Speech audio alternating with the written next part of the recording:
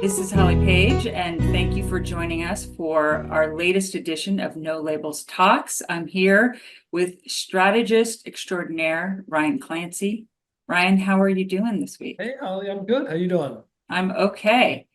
So many things to talk about, Ryan. Where do we even start?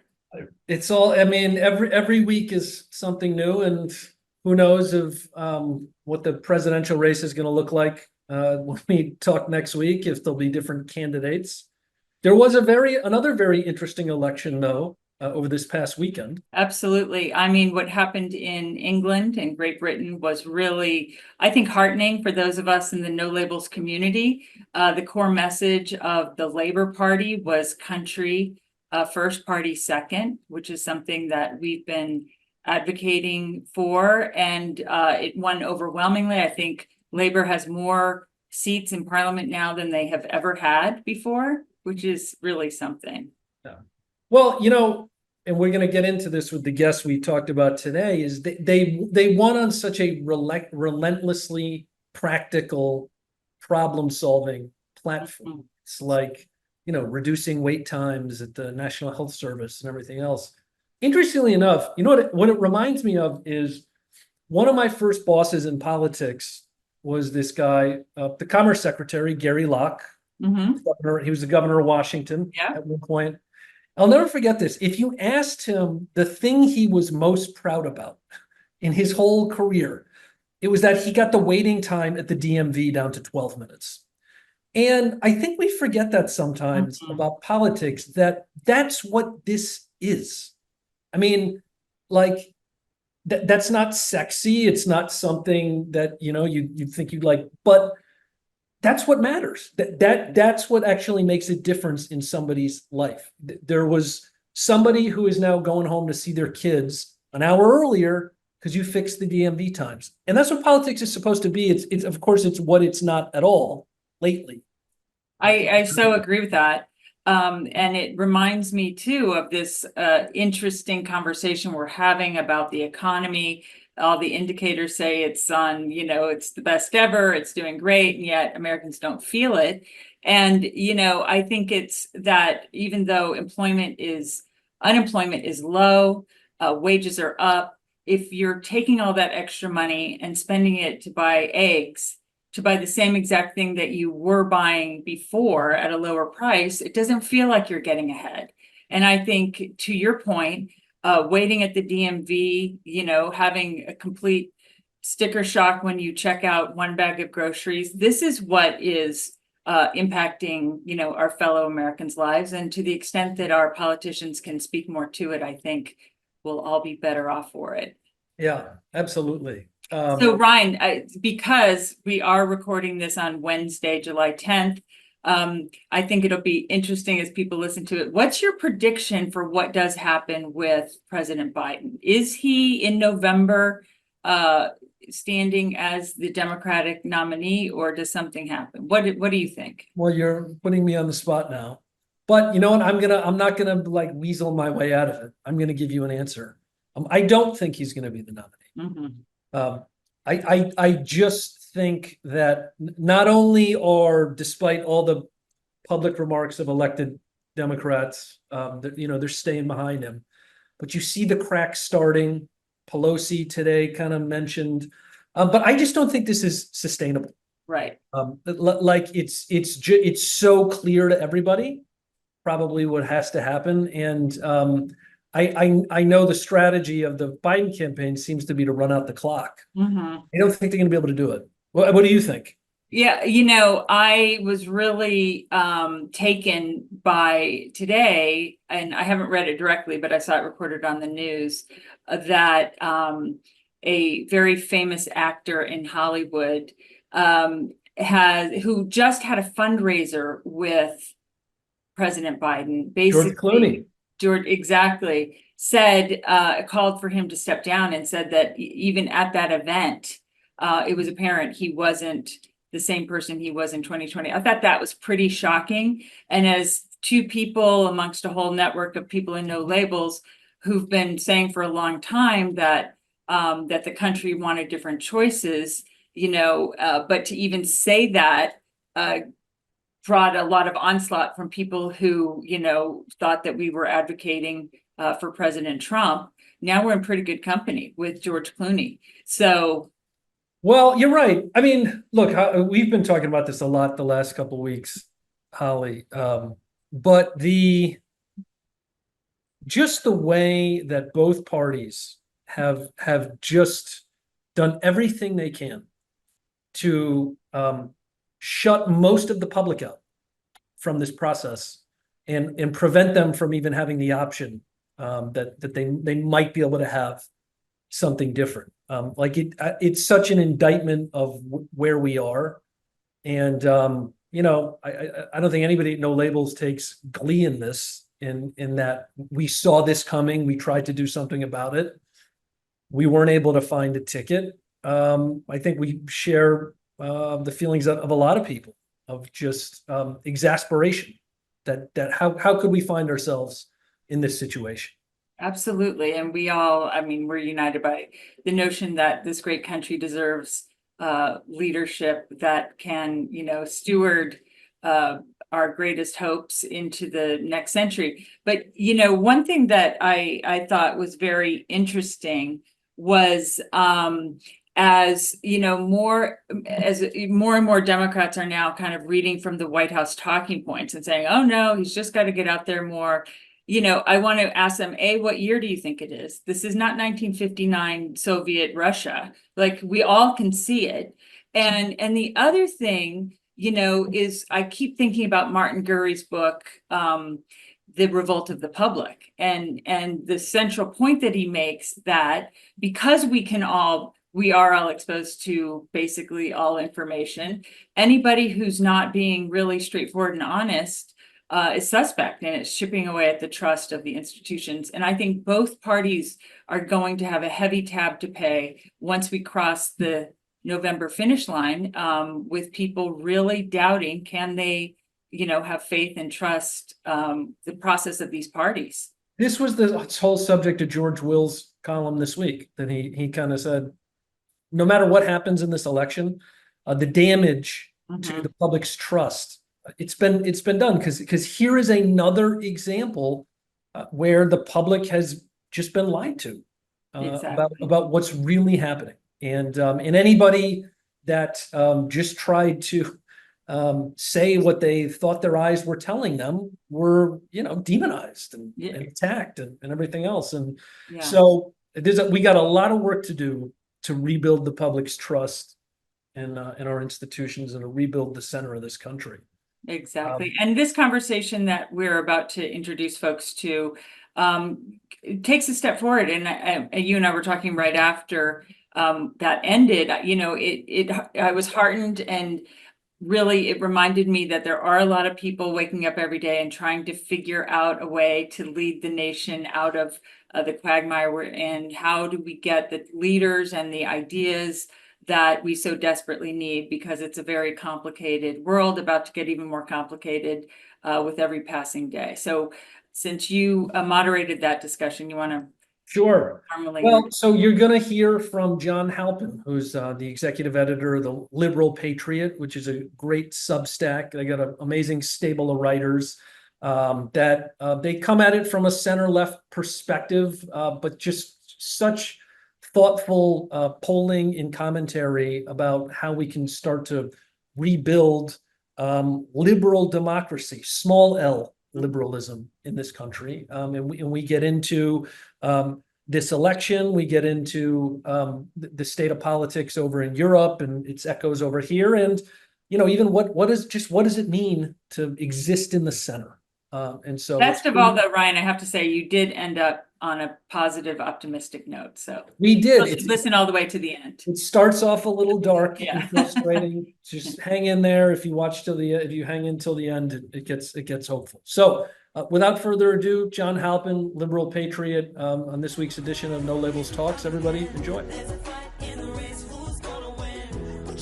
Hey, this is Ryan Clancy for another edition of No Labels Talks. And with us this week, we have John Halpin, who's the president and executive editor of the Liberal Patriot, which is a very well-read Substack newsletter John, before that, was formerly a senior fellow at the Center for American Progress. John, thanks for joining us.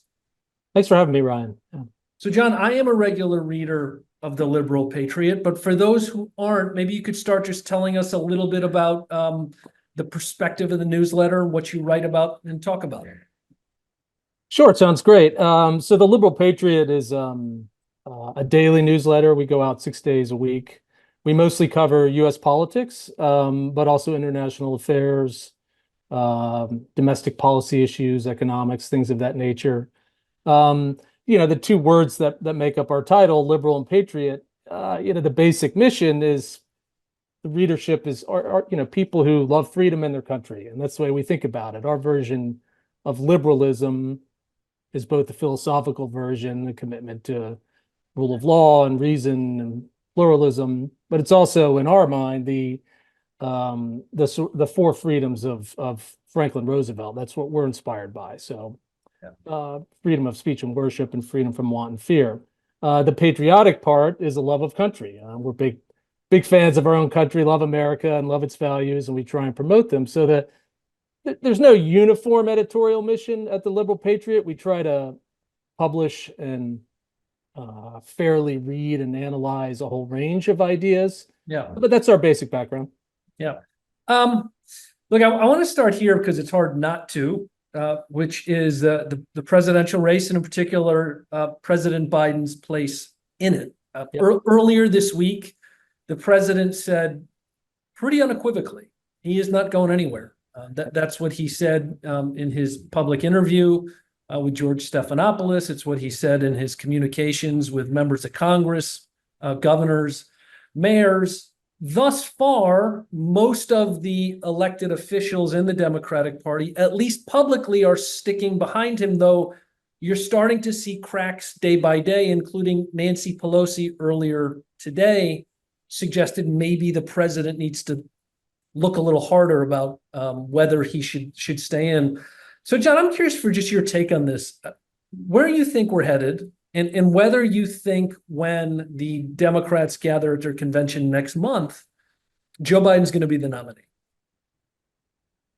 I think today I still believe that. I mean, I think the debate obviously was quite bad for the president, but I think he's been pretty explicit that he's not going anywhere. And people can fault him for that, but he says, I'm the nominee. I've been here. I have the delegates. I don't plan on dropping out. And I don't think anybody has changed his mind yet. And I think perhaps things can shift pretty quickly, but I think the primary reason is that the alternatives to Biden are not coalesced. There's no clear what happens after we force Joe Biden out. And I think a lot of Democrats are rightly kind of nervous about that because this hasn't happened before. And it's not surprising to me that Biden has, many supporters. So the CBC is behind him. He just got another ringing endorsement at the AFL today.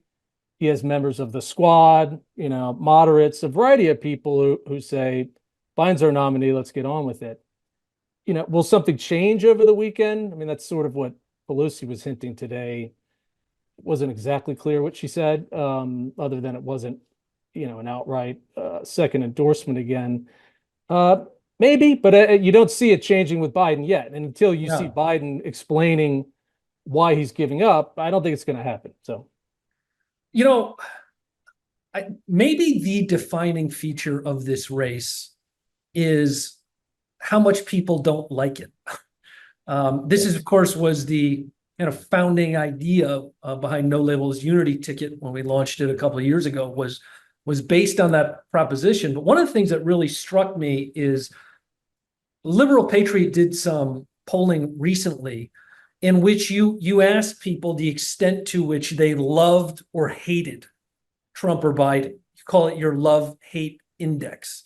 And what it showed was that the intense, this is your words, the intense hatred of both Biden and Trump is roughly twice as high as the intense love for each one. Can you talk through those findings a little bit more? And then also, I'm just curious, the extent to which you've done any benchmarking about how this compares to previous races. I mean, have we ever had a race where people hated their choices this much? It's a good question. I don't believe so. I mean, I think we're at this kind of transitional moment in U.S. politics and history, and we have two very old candidates who are very well defined. One in a highly negative way from his personal characteristics plus his governance, and the other for beliefs that he hasn't really done what he said he was going to do. So it's not surprising to me that there's more intense hatred for both Biden and Trump than there is love. Trump gets a little bit more love than Biden, but it's not as strong as you would think. So, I mean, again, regardless of where your unity ticket project ended up, I mean, the insight there was correct, which is people were not happy with the two choices they were given. I think perhaps in hindsight, Joe Biden would have rethought this a year ago. I mean, it's hard to litigate this late in the game, but maybe a year ago he would have said, I did what I said I was going to do. I got the country back on track. It's time to pass the torch. It didn't happen.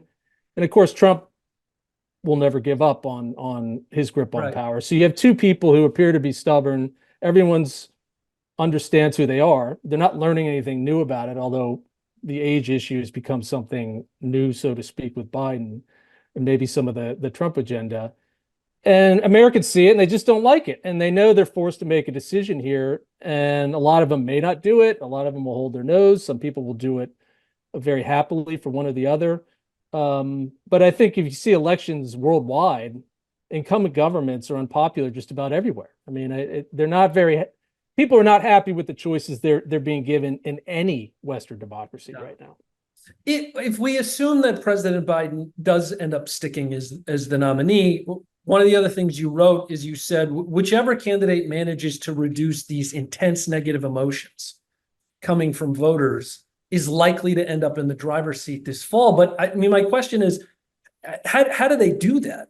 Right? Like, in other words, you were saying before that people's perceptions of both men are so locked in. I mean, there's no surprises really left with Trump or Biden. So how do they do that? How do they? Yeah, that's a good question. And again, I'm just analyzing the situation here. I think Trump is doing a better job of this than Biden right now. And Democrats, of course, won't believe the moves that Trump is making. But I think the effort to try and keep the abortion issue out of the national platform indicates somebody who recognizes he has a problem on this issue. We'll see what he does with the vice presidential pick. I think even his behavior on the debate, maybe the format worked for him. People said he lied and did all of this. It's Trump. Of course he did. But he also made some cogent arguments and people maybe saw a slightly different person. So if you look at the polls, the one person who is reducing their negatives somewhat now and is getting the advantage is Trump. I mean, he's leading in just about every big battleground state. I can't think of any where Biden has been up for a consistent period of time.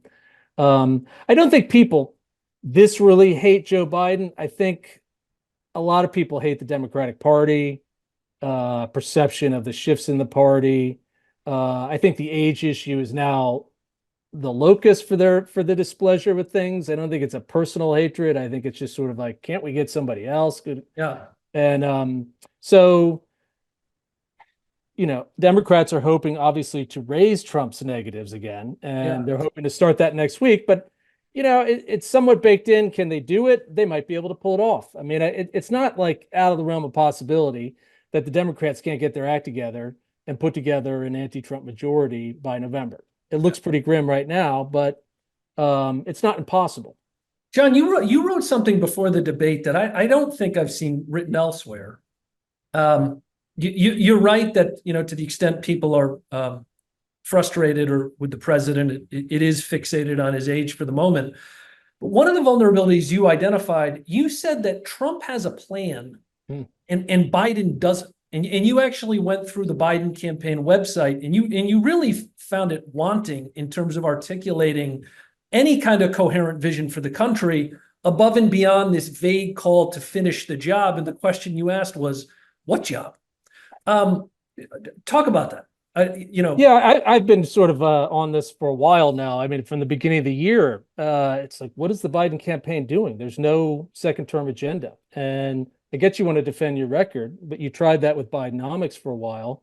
And whatever your opinion on that, it didn't really work.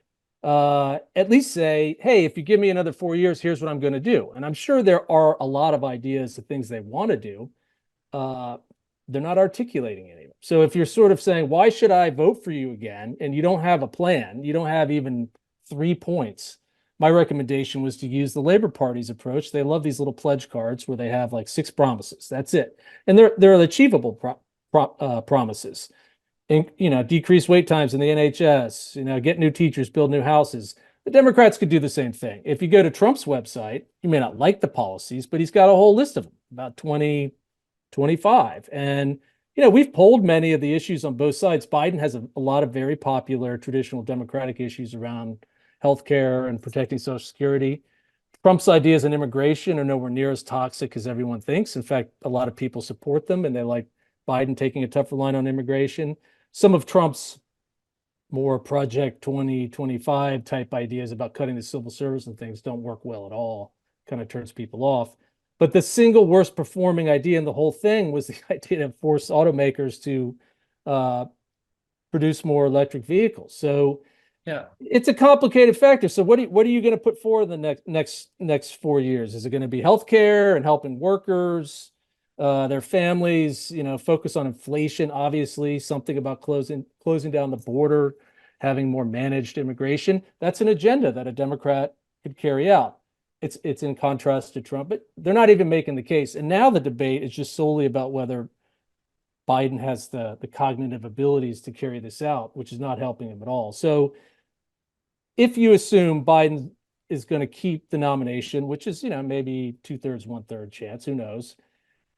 The bigger question for all Democrats is, what is your plan going into the fall? And they're just not articulating it. And there's kind of these pipe dreams about, well, I'll have Josh Shapiro come in and talk about the bridge he fixed in 2 weeks. And it's like, yeah, it's great. Shapiro's great, but he's not running, right? And the Biden agenda is something any Democrat is going to have to defend. And more importantly, what are you going to do next? And I think, oddly, Trump is winning the policy battle. It's weird to imagine saying that because people assume Trump just does showman type stuff, but he has a pretty well thought out agenda. You may not like it all, and some of it may be quite crazy, but other parts of it are pretty normal, mostly related to immigration, which is a driving issue.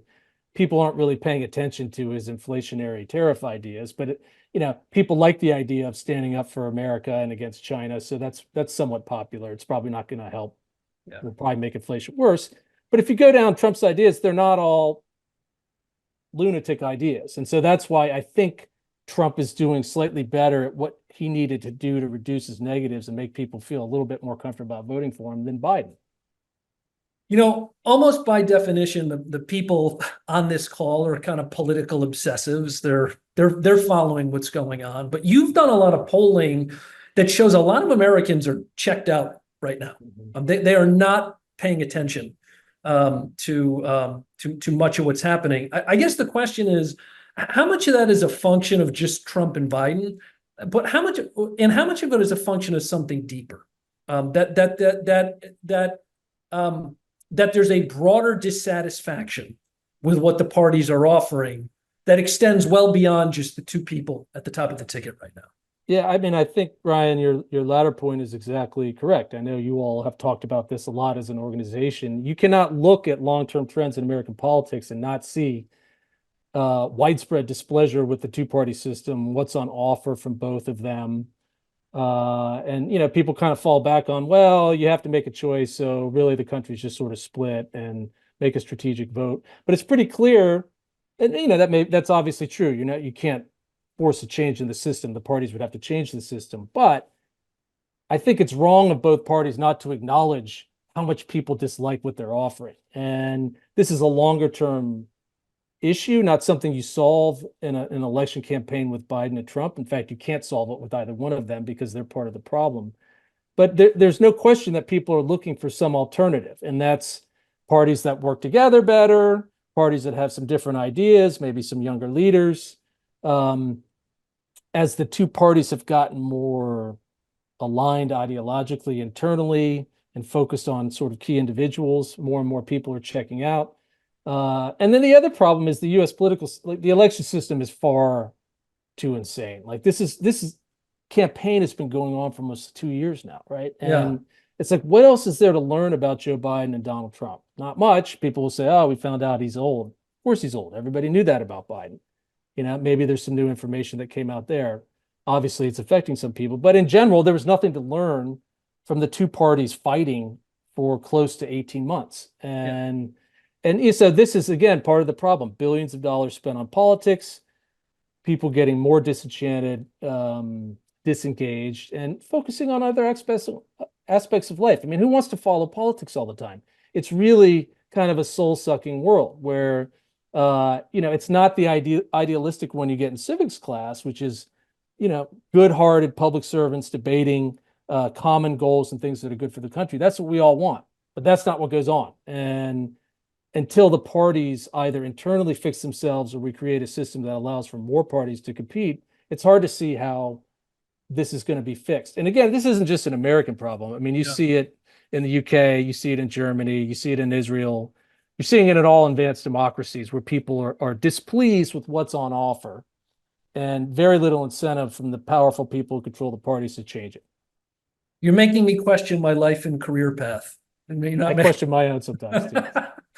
One of the things, John, you mentioned, and I think your colleague Rui Teixeira, who we've talked to, has done so much good work on this, and I just think this speaks to how often the parties are speaking past where most voters are. You talked about the concept of electric vehicles, and your Rui and others on Liberal Patriot have written so much about how there are certain positions that are embraced by the activist class in both parties, and they just think, oh, this is a great idea, whether it's on EVs or certain elements of immigration, social policy. But then when you put it in front of voters, and what the Liberal Patriot did, I thought was great, you just gave people three options, which kind of characterized kind of like a far left perspective, a center perspective, and others. The perspective of the public is so different from what seems to be offered by the activist class. Like, the activist class loves the idea of dumping EVs. The public hates it. Right.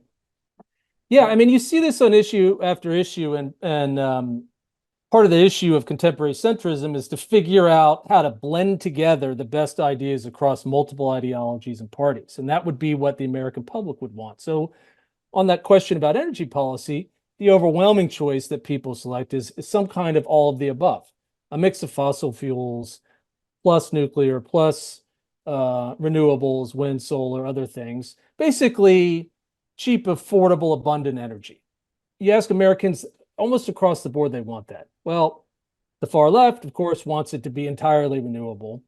The far right, for the most part, really doesn't want anything that threatens fossil fuels, although plenty of red states are doing clean energy projects. But a sane, truly centrist system would combine those ideas into an all of the above policy. Barack Obama used to talk about this. We see the same thing on say, family policy, right? You have one debate where people wisely say, well, we should encourage two-parent families and success sequencing in life, where you go to school, you get a job, then you get married, then you have children. That's associated with the right. The left's associated with social welfare programs for people who don't necessarily fall into that. Why not combine the two? You can of course encourage successful two-parent families, but also have support mechanisms for those who don't fall into that category. It's what normal people would think is a good idea. Or on national economic development, you could say we should build a lot more energy infrastructure, more housing, more transportation, more domestic manufacturing. The national government should be involved in that. At the same time, we should get rid of a whole host of regulations that get in the way of national building. That would be a consensus centrist way to do things, but the two parties don't allow that because they take one side or the other. And I think, you see this on issue after issue. And so one of the things we try and do with the Liberal Patriot is to at least discuss those areas where you can blend together the best ideas from multiple perspectives and make them into a coherent whole. John, this gets at a question that I think a lot of people think about which is the center and what it means to be a part of it, or Yeah. what it means to be a centrist. Because I think for a lot of people that is a lot less ill-defined than what a liberal or a conservative is. And this is something you also have been writing about quite a bit recently, because there's a new edited book out called The Center Must Hold, and has a lot of different perspectives on what this means and why it's important. So what is your definition of a centrist? Yeah, so it was interesting in reviewing that book, and I've met with Yair Zvan, who wrote it, who's an advisor to Lapid in Israel. He was trying very, very ardently to define centrism as a method of doing politics and a set of values, which I think is a very smart thing to do, because it's not an ism the way liberalism is. Liberalism is about individual rights and human freedom, and there's a market variation and there's a social democratic variation. They're all parts of liberalism. Conservatism is about tradition and customs and religion, and not taking grand ventures in politics.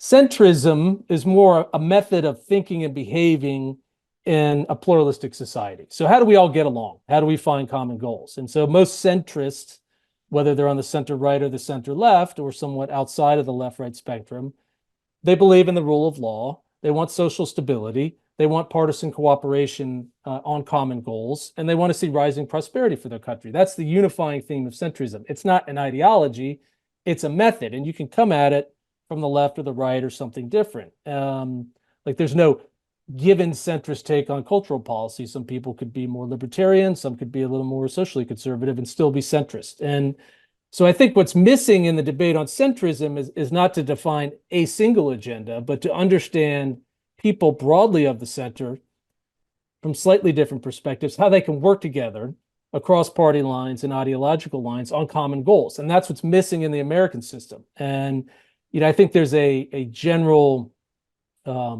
perspective of centrism is solely sort of finding the middle point between two extremes. And that has a long history, and there's some wisdom to that at times.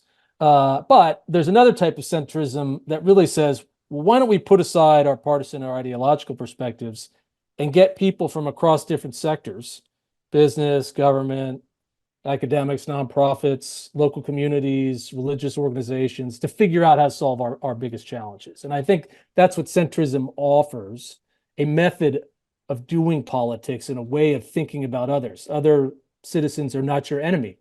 You don't have to agree with them on everything, but you can't view other people in America as your enemy and expect to get anywhere. What do you think the state of centrism is in the world today? Because as you've noted, the dysfunction we're seeing here in America and the unhappiness, that is not an American-only phenomenon. We've had these elections over in Europe recently that have really been seismic in their impact. You had the European parliamentary elections where a lot of far-right parties won. It looked like they had the initiative in France, and then they got knocked back on their heels in the second round of voting. And of course, in the UK, the Tories, which are the conservative party over there, just got decimated. I mean, they barely have a presence even in the parliament anymore. It doesn't look so good for centrism at the moment, does it? Yeah, I mean, part of it is the nature of incumbent governments after COVID and the inflation rise everywhere. And it doesn't matter who's running the government, they've all been under severe political stress. And it's not an accident that the most successful centrist political election recently was Starmer and Labor. They did it from opposition. Now, they were in the wilderness for 14 years, and they had to completely reformulate their party and purge the far left and the anti-Semites and take it back to the center. They did it amazingly well and won, a very large parliamentary majority. And but they did it in opposition. People were done with the Tories, right? And Macron's gambit didn't really pay off. I mean, he probably would be better off with the parliament he had prior to this. They did stop the far right, but if anyone thinks that the National Rally is done and isn't going to challenge for the presidency next time around, it seems foolish. So part of it is populist movements on the left and the right are quite powerful because they tap into anger and disgruntlement at the establishment. And to the extent that centrist governments are viewed as the establishment, they're always going to face attacks from the populist left and right.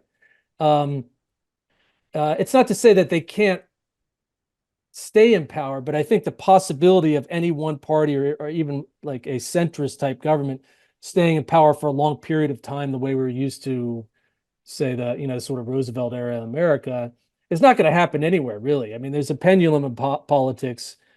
Centrists can hold for a while, but eventually there'll be some kind of pushback. And you see it everywhere, right? The centrist government in Israel didn't last very long, and you got a pretty far right one, right? And and that government may eventually go if they call elections. So I don't think it's that centrism is done. It's that there are a lot of forces putting pressure on incumbent governments very quickly. And if you can't deliver something that people want, and even in the case of Biden, when you do deliver things they want, got the economy open again, America's economy did a lot better than the rest of the world, but no one is giving Biden extensive credit for that. You run into trouble. And so I think that's where centrists, whether they're the center right or the center left, run into problems outside of some Scandinavian countries. John, do you have time for, we do have some eager citizens who did have a couple questions they wanted to ask. Do you have time for? Sure, absolutely. Yeah. Looks like Al Bartel. Al, you got a question. My question, John, goes to the role of leadership. I'm Al Bartel from Atlanta, Georgia. And, Georgia is one of the battleground states. We're at the, middle of however this thing goes one way or the other. And then my question is, given the concept of centrist, and then looking at a distinction called a third party, no labels, we're not a party. But there's something arising in language called an independent movement in America. And my question goes to, is No Labels positioned now to be a vanguard or even the vanguard of the emerging independent movement in America? Yeah, I can't answer that directly for you, but I think it's the right approach. I mean, as you know, third-party politics are quite hard in this country, given the electoral structure. You might be able to do it in some states. It's a tough battle, and they tend to be tied to certain issues or leaders. I think the idea of being a voice for an independent movement, and I would be pluralistic about this. There's not one independent movement. There are several. Some are moderate, some are more populist, some are disengaged.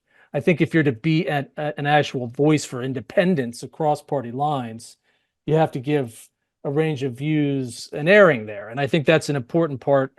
I don't think anyone anywhere can capture independents or centrist moderates completely. I think you have to understand that there's a pluralism of them. What you're successfully trying to do, like you did with problem solvers, is to say, hey, let's find ways across our traditional dividing lines to do things that are for the good of the country and for other people. And I think that's a wise thing to do, because centrism and liberal democracy can't survive without non-political social cultural movements that encourage the values that lead to better politics, right?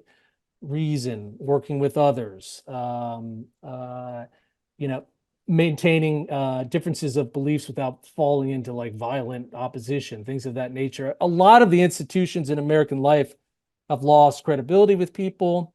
Social media's taken off, and you wonder why everybody's kind of crazy and at each other's throats. You do need forums and movements to get people to think in more common terms and try and understand others who may be coming from a different part of the country, different backgrounds, different ideological approaches. And I think that's a wise way to think about it as a pluralistic independent movement, not one thing. I think that's the big problem everybody makes in any political movement, is they think you're going to get everybody behind one thing, and that won't work. It doesn't work for Democrats. It doesn't work for Republicans. You don't want a cult of personality like Trump. So I think to the extent that No Labels can remain pluralistic, it'll be in a good place. John, you've been so generous with your time. One more question, Alana Goldstein. Also from Rhode Island. Hi. I love your color of your shirt. I love the color. Thank you very much. I was really perked up when you were describing about how centrists would work together. And it reminded me of facilitation work and work that I did for the late Senator Jeffords, Hmm. where we got the various interest groups, the various stakeholders in a specific issue and brought them all together and were able to get consensus on, okay, on how to move forward with this section of the healthcare bill. Mm-hmm. And when the Senate turned Republican, none of the Republicans wanted to work with me, none of the staff. So I needed to figure out what to do. And once I had this, and I had and I went to my colleagues and I said, here, we've got a consensus over here. Mm-hmm. It was really pretty remarkable how quickly everybody wanted to work with me, and we were able to put something together. So if that's what you meant, I don't know if that's what you were. Yeah, I mean, I think it's really important insight that a lot of this, the good centrism is really a method of politics where people are willing to sit at a common table and put aside the things that they do day to day, or the political incentives they have to go back to with their bases or whatever, donors, things of that nature. Put that aside and say, let's take on this common challenge on energy policy or immigration or healthcare, and say, don't just come at and give me the standard Democratic line and Republican line. What would be the best mix of private and governmental subsidies necessary to make sure everybody has healthcare? I mean, it may be that on certain issues you can't get over the ideological divide, so maybe you have to start with certain things that naturally work a little bit better, like taking on the drug crisis and fentanyl. That's something that could work. There's been good bipartisanship or cross-partisan work on taking on China.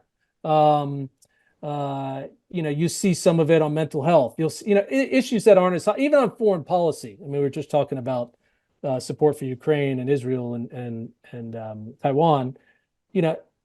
People are used to trying to come together to do things that both protect American security interests and help our allies. So if you agree to drop the contentious policies, the culture war issues, all the things like that people fight about on social media and on cable news all the time, and say, let's take on the ones that are big and important. And maybe it's not immigration right away. Maybe it's like a section of immigration. Maybe it's the asylum issue or the border. It doesn't have to be all done at once. You can do it. But that requires leadership and a method of politics that seems to be waning. And I think your group, others, could really do a good job trying to bring this about, because we're not going to get rid of the two main political parties anytime soon, but you can create different internal incentives and have voters sort of back them and say, we want this. We want you guys to work together. This is hard with personalities that people takes very strongly, whether it's Biden or Trump, but you can imagine people that aren't the high profile leaders really doing this work. This happens all the time at the municipal level. I live in Baltimore City. I mean, you don't get anything done unless you bring all the stakeholders together. And even then it's very hard, right? The business people work with the religious leaders and community organizers and developers to figure things out. It doesn't always work, but that's the way you have to do it. It happens in diplomacy as well. Like you don't get, Northern Irish peace unless people are willing to come together and like put aside a lot of historical differences, right? So there are models for doing this that we may need to apply on our own country and domestic politics.